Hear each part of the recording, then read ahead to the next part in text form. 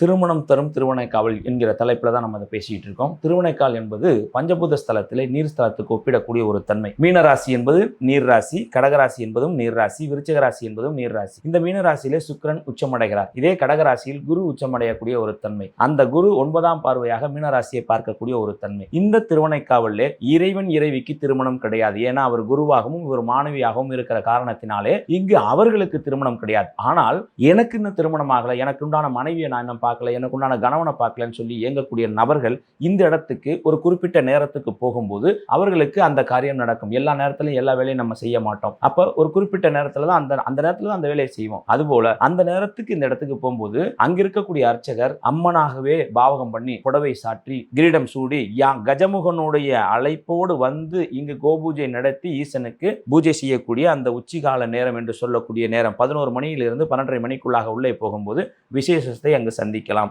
அப்போ அவர்கள் அங்கு அந்த திருமணம்ங்கிறது கைகூடும் என்பதை கூறி விடைபெறுகிறேன். குருவாழ்க, குருவே துணை.